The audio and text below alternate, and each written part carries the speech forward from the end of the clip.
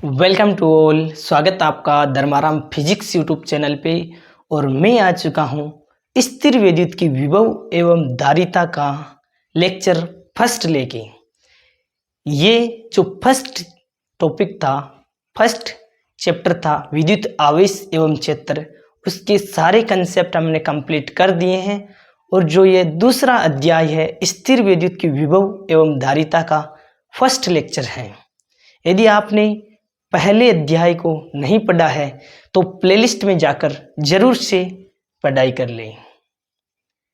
आज की क्लास को मैं स्टार्ट करूं बिना टाइम वेस्ट किए, क्योंकि हमें टॉप स्कोर फिजिक्स में लाने के लिए ज़बरदस्त मेहनत अभी से स्टार्ट करनी होगी। स्थिर विद्युत की स्थितिज ऊर्जा होती क्या है? तो सबसे पहले एक आवेश लेते हैं। ये आवेश है प्लस क्यू आवेश। अब आवेश का क्या है? आवेश का अपना क्षेत्र है, जिसे क्या कहते हैं? विद्युत क्षेत्र। हमने पढ़ रखा है, तो इसका ये बना दिया विद्युत क्षेत्र।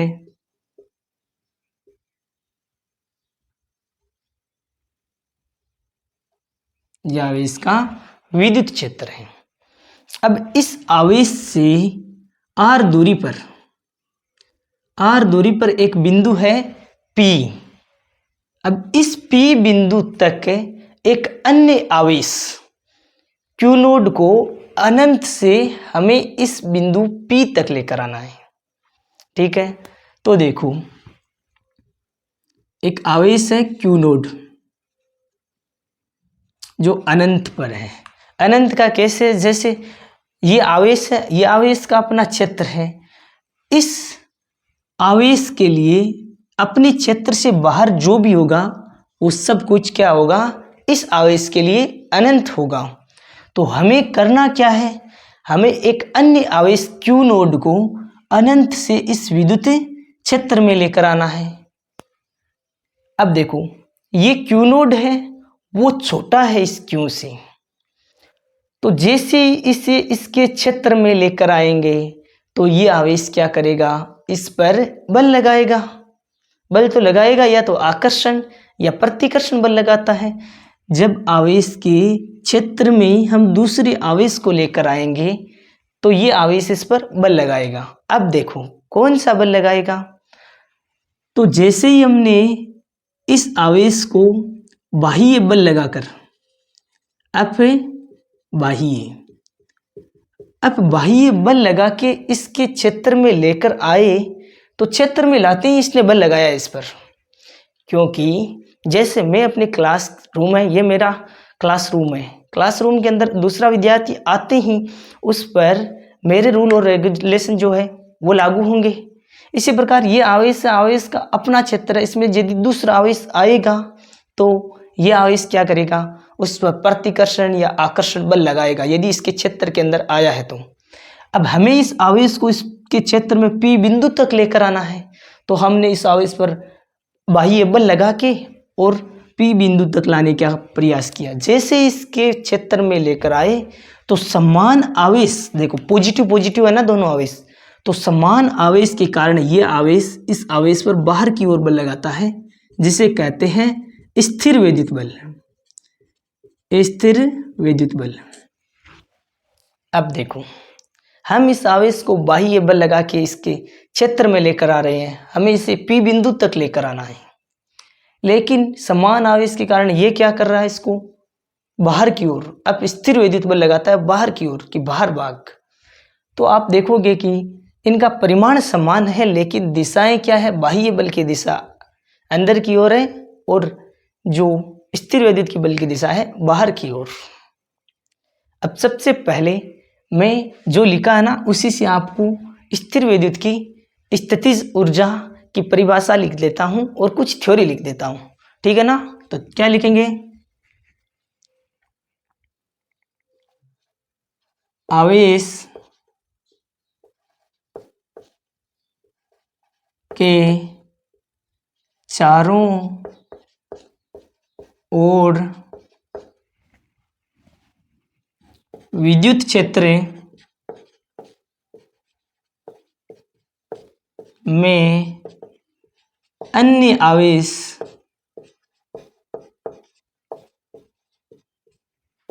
को लाने। अब देखो, अन्य आवेश को लेकर आओगे ना तो ध्यान रखना वेग नियत होना चाहिए। बिना वेग नियत के आप इसे P बिंदु तक इस आवेश की विद्युत क्षेत्र में ला नहीं सकते, ठीक है ना। तो अन्य आवेश को लाने कैसे लाओगे? वेग नियत रखते हुए, वेग नियत रखते हुए अन्य आवेश को लाने पर विद्युत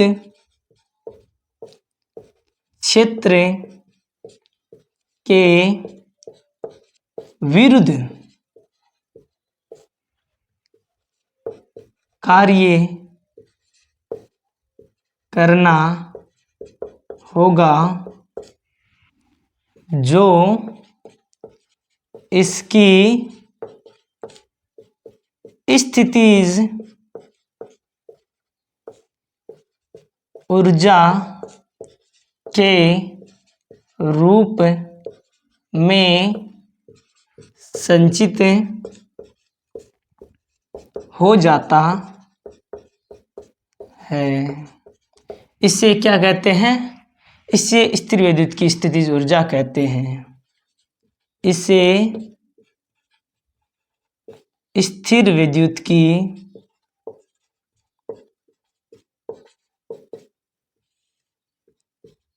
स्थितिज ऊर्जा कहते हैं। देखो एक बार फिर से समझ लो हमने लिखा क्या है।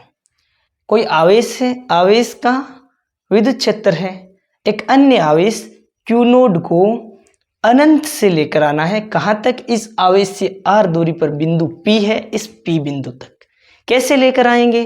तो वेग को नियत रखते हुए लेकर आना है, ठीक है। हम बाह्य बल लगा के इसको अंदर लेकर आ रहे हैं विद्युत क्षेत्र के P बिंदु तक, लेकिन समान आवेश के कारण ये Q आवेश इस पर बाह्य जो स्थिर विद्युत की बल है वो बाहर की ओर लगा रहा है। तो हमें इससे विद्युत क्षेत्र के विरुद्ध कार्य करना पड़ेगा। कार्य किए बिना तो हम ला नहीं सकते, तो विद्युत क्षेत्र के विरुद्ध जो कार्य करना पड़ता है उसे ही स्थिर विद्युत की स्थितिज ऊर्जा कहते हैं। यह तो मैंने परिभाषा लिख दी। अब देखो, सबसे पहले हम इस आवेश का वेग नियत कैसे करेंगे? मैंने ये तो बोल दिया कि वेग नियत रखते हुए लेकर आना है P बिंदु तक, अदरवाइज आप बिना वेग नियत रखते हुए इसे P बिंदु तक नहीं लेकर आ सकते। इसीलिए मैं सबसे पहले यहाँ तक तो लेकर आ ही सकता हूँ, A बिंदु से और B बिंदु तक। ये जो A बिंदु है ना वो इस आवेश से अक्ष दूरी पर है, ठीक है ना। इस आवेश से अक्ष दूरी पर है ये बिंदु। सबसे पहले मैं इसे A बिंदु से B बिंदु तक यानी कि एक छोटे से पार्ट D अक्ष तक विस्थापित करता हूँ। D अक्ष तक विस्थापित करके वेग नियत कर लेंगे और फिर P बिंदु तक नियत वेग से लेकर आ सकते हैं। तो अब क्या लिखेंगे इसमें थ्योरी में? ये तो परिभाषा लिख दी। यहाँ से लिखना चाहो तो आप यहाँ से भी लिख सकते हो। चित्रानुसार आवेश, आवेश कौन सा लिया है? Q आवेश लिया है। Q आवेश विद्युत क्षेत्र उत्पन्न करता है। फिर एक अन्य आवेश, एक अन्य आवेश Q नोड। अब Q नोड क्या है? Q नोड है वह Q से क्या है? छोटा है, को वेग नियत रखते हुए, वेग नियत रखते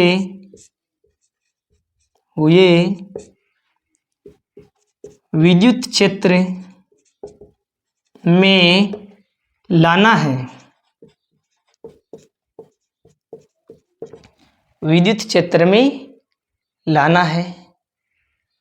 तो सबसे पहले हम ये लिख देते हैं, जो बाह्य बल है वह माइनस ऑफ स्थिर विद्युत के बल के बराबर होगा। एफ बाह्य बल है वह हो जाएगा माइनस ऑफ एफ स्थिर विद्युत बल।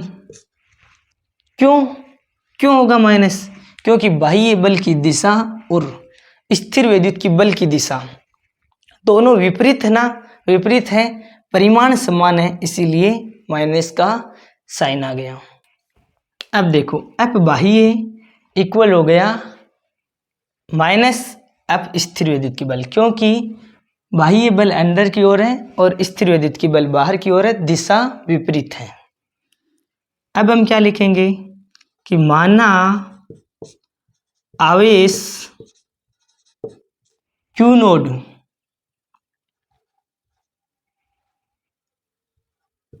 किसी क्षण बिंदु ए पर है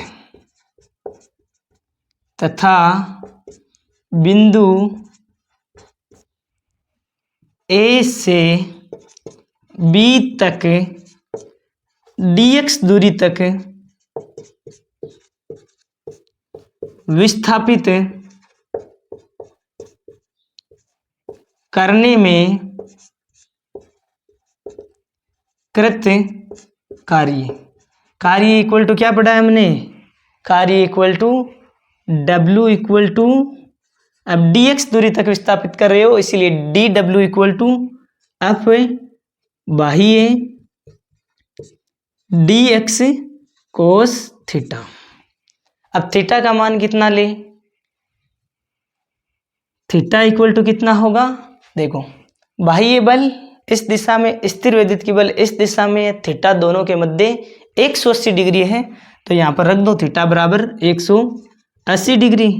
तो कितना हो जाएगा? डी डब्ल्यू इक्वल टू माइनस का एफ बाह्य डी एक्स।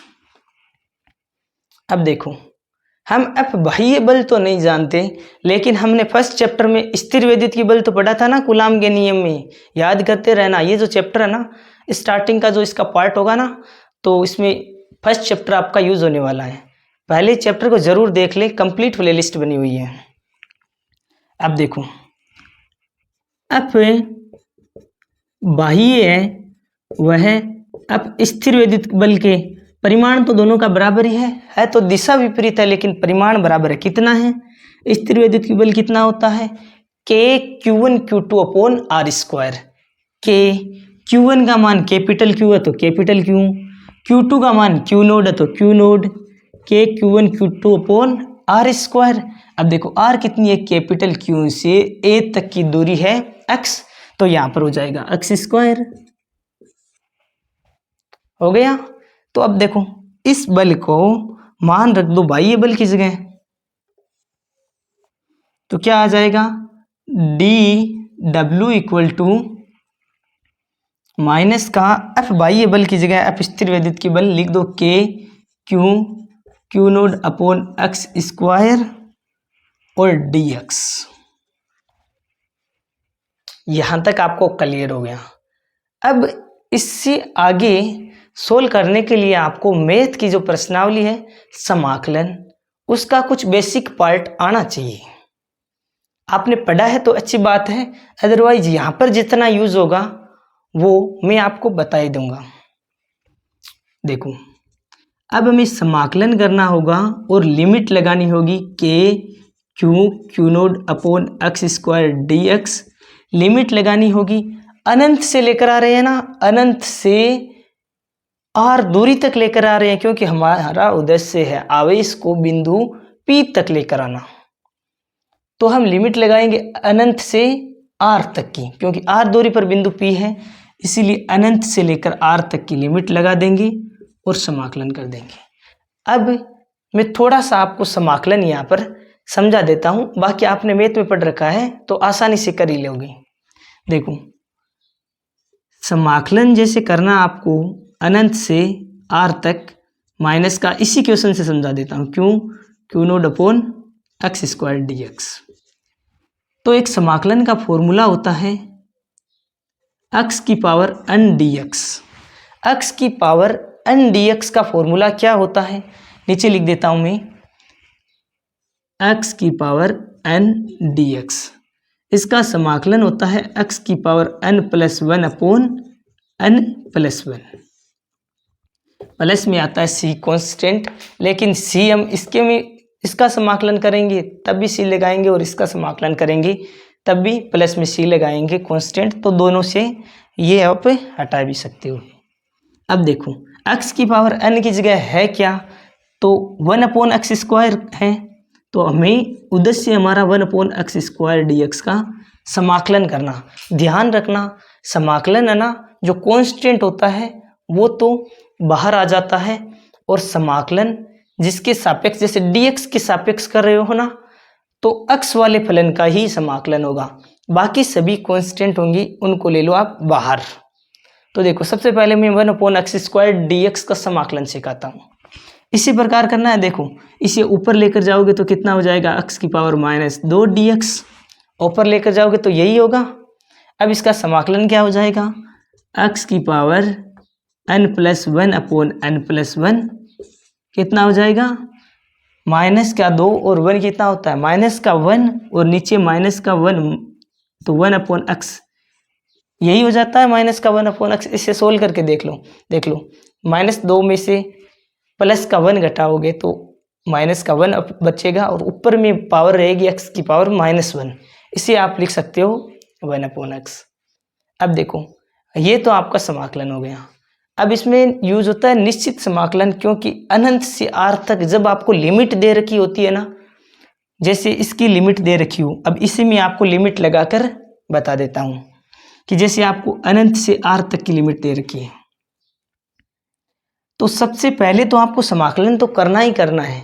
समाकलन करने के बाद जैसे ये आपका समाकलन हो गया, समाकलन आ गया आपका -1 अपॉन एक्स। अब आपको लिमिट लगा देनी है, जैसे समाकलन होने के बाद अनंत से r तक लिमिट थी ना, तो लिमिट साथ साथ लगाते रहना। और इस लिमिट का यूज कब करोगे, यूज करोगे जब आपका पहले समाकलन कंप्लीट हो जाए, तो सबसे पहले ऊपर वाली लिमिट लगा दो, जैसे 1 अपॉन r माइनस 1 अपॉन, पहले x की जगह ऊपर वाली लिमिट यानी कि r लिख दिया आपने x की जगह, और माइनस का साइन लगाना है, और माइनस का साइन लगाना है, नीचे वाली लिमिट को घटाना है। ये जो माइनस था वो तो बाहर है, लिमिट कैसे लगाते हैं, सबसे पहले जो फलन होगा उसमें ऊपर वाला मान रखेंगे, उसमें से घटाएंगे फलन का नीचे वाला मान, तो कितना हो जाएगा, माइनस का 1 अपॉन r, क्योंकि 1 अपॉन इनफाइनाइट होता है 0, तो माइनस का 1 अपॉन, सॉरी हाँ सही है, 1 अपॉन r हो जाएगा। हमने लिमिट लगाने के बाद आपको कुछ समाकलन जो इसमें यूज होगा वो मैंने आपको बता दिया है। बाकी आप एक बार समाकलन का जो बेसिक होता है वो कंप्लीट आप सीख लोगे, तब आपको और भी बेटर तरीके से समझ में आएगा। ठीक है, ये तो नॉर्मल बेसिक है, आपके तो कंप्लीट 12th क्लास में प्रश्नावली भी है। अब देखो हम इसमें करते हैं, सबसे पहले मैंने क्या बताया था, dw का समाकलन कितना होता है, देखो 1 dx का समाकलन होता है x, इसी प्रकार 1 dw है तो इसका समाकलन हो जाएगा w, तो इसका समाकलन हो गया w इक्वल। अब dx के सापेक्ष कर रहे हो तो समाकलन केवल x वाले फलन का होगा, बाकी सभी कांस्टेंट है, इसीलिए मैं इन्हें बाहर ले लेता हूं। माइनस का क्यू नोड को बाहर ले लिया, लिमिट दे रखी है तो लिमिट को साथ के साथ लगाते रहो, और 1 अपॉन एक्स स्क्वायर dx। अब हमें इसका समाकलन करना है, समाकलन करके फिर लिमिट लगानी है, तो कैसे करेंगे, देखो एक बार फिर से दिखाता हूं मैं आपको। समाकलन करना है अनंत से r 1 upon x square, upon में एक्स स्क्वायर तो ऊपर जाएगा तो कितना हो जाएगा, x की पावर -2 dx। अब x की पावर n का समाकलन क्या होता है, फिर से देखो x की पावर n का समाकलन, x की power n plus 1 upon n plus 1। कहने का मतलब जो पावर है ना उसमें एक जोड़ दो और फिर है जैसे कि जैसी पावर को भाग लगा दो। इसमें हमने क्या किया, पावर में एक जोड़ दिया और है जैसे कि जैसे फिर पावर बनी ना जोड़ने के बाद, उसका भाग लगा दिया -2 + 1, लिमिट लगा ली अनंत से r तक, लगा दी अनंत से r तक। अब देखो इसको सोल्व करोगे तो -1/x आएगा और लिमिट लगा दो अनंत से r तक। अब ऊपर वाली लिमिट लगा दो और फिर लगा दो नीचे वाली लिमिट, तो 1/r - 1/∞ आ गया -1/r आ गया ना। देखो इसी को हम यहाँ पर सोल्व करेंगे, जैसे वहाँ किया है ना वैसे। W बराबर माइनस का k क्यू नोड, इसका समाकलन किया तो कितना आया -1/x। ये माइनस तो हमारा ऑलरेडी चल रहा है और इसका समाकलन आ गया -1/x, लिमिट है अनंत से r तक। अब माइनस को बाहर ले लो, माइनस और माइनस हो जाएंगे प्लस, तो W बराबर k क्यू नोड, और अब लिमिट लगाओ। सबसे पहले ऊपर वाली लिमिट यानी कि r लिखो, x की जगह r लिख दिया, उसमें से घटाओ, क्या घटाओगे नीचे वाली लिमिट। नीचे वाली लिमिट कितना है इनफाइनाइट, तो इनफाइनाइट घटा दो। अब देखो मैं यहाँ पे लिखता हूँ, ये फॉर्मूले ना आप नोट कर लेना ताकि आपको याद रह जाए। बाकी आप जब समाकलन वाली प्रश्नावली पढ़ लोगे तो इसे तो ऐसे ही आसानी से उड़ा दोगे। अब देखो W बराबर k क्यू नोड और 1/∞ होता है 0, तो ये आ जाएगा केवल r। क्यों आ गया r? 1/∞ 0 होता है तो k Q node upon r। ये आ गई आपका किया गया कार्य, और बाह्य बल द्वारा किया गया कार्य ही स्थितिज ऊर्जा में संचित हो जाता है। तो बाह्य बल द्वारा किया गया कार्य स्थितिज ऊर्जा में संचित हो जाता है। तो आपको कार्य पूछ ले या स्थितिज ऊर्जा पूछ ले, बराबर ही होगी। स्थितिज ऊर्जा U = क्या हो जाएगी k Q node upon r, यही आपकी स्थितिज ऊर्जा हो जाएगी। फॉर्मूला इंपॉर्टेंट है, चाहे बाह्य बल द्वारा किया गया कार्य या स्थितिज ऊर्जा जब भी पूछेगा ना तो k Q node upon r। आप इसे ऐसे भी लिख सकते हो, देखो k Q1 Q2 upon r भी लिख सकते हो। क्यों? क्योंकि k Q node upon r है तो Q1 और Q2 भी लिख सकते हो। समझ में आ गया होगा आपको। स्थितिज ऊर्जा का जो फॉर्मूला है वह आपको याद रखना है। ये मैंने स्टार्टिंग में क्यों बताया, क्योंकि इसका प्रयोग हम विभव, विभवांतर, बिंदु आवेश के कारण विभव सब कुछ पढ़ेंगे तो इसका बार बार इस्तेमाल होगा। आई थिंक जो हमारा चैप्टर 2 स्टार्ट हुआ पूरे जोश और जुनून के साथ, फर्स्ट चैप्टर को हमने बहुत ही अच्छी तरीके से सारे के सारे कंसेप्ट को क्लियर करते हुए किया है, तो इसी चैप्टर को भी आपको उसी अंदाज में और बहुत ही बेहतरीन तरीके से मुझे जैसे जैसे समय रहता है मैं आपको वीडियोस प्रोवाइड करता रहूँगा। यदि पूरी क्लास आपको पसंद आई है तो वीडियो को लाइक, चैनल को सब्सक्राइब करें। Thank you very much for a nice day to all of you. Thank you very much.